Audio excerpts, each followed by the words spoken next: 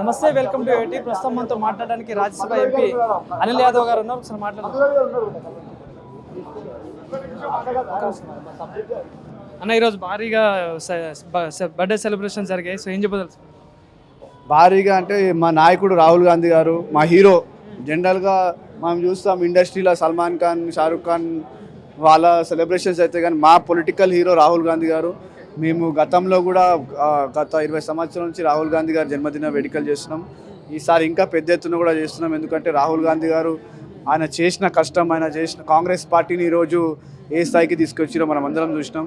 ఎందుకంటే గత ఎలక్షన్లో కష్టపడి కన్యాకుమారి నుంచి కాశ్మీర్ వరకు పాదయాత్ర చేసి భారతదేశంలో ఉన్న పేదవాళ్ళు, మధ్యతరగతి కుటుంబాల సమస్యలు తెలుసుకొని ఈరోజు భారతదేశంలో నరేంద్ర మోడీ ఏదైతే ఆకాశంలో ఉండో ఆయన నేలపైకి తీసుకొచ్చిన నాయకుడు రాహుల్ గాంధీ గారు. అందులో చూసుకుంటే రాయబరేలీ నుండి ఇప్పుడు పోటీ చేస్తున్నారు. అంటే వాయనాడ్లో రాజీనామా చేసి రాయబరేలీలోనే కంటిన్యూ అవబోతున్నారు. ప్రియాంక గాంధీ గారు మళ్ళీ పోటీ చేస్తున్నారు అక్కడ. సో ఎట్లా ఉండబోతుంది అంటారు?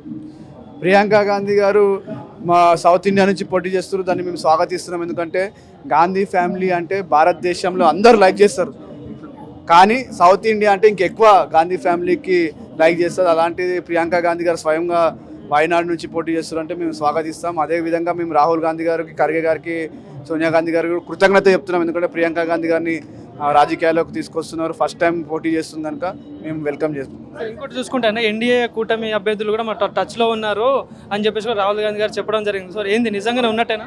చాలా మంది రాహుల్ గాంధీ గారు చెప్పిన విషయం వాస్తవం. చాలా మంది టచ్లో ఉన్నారు.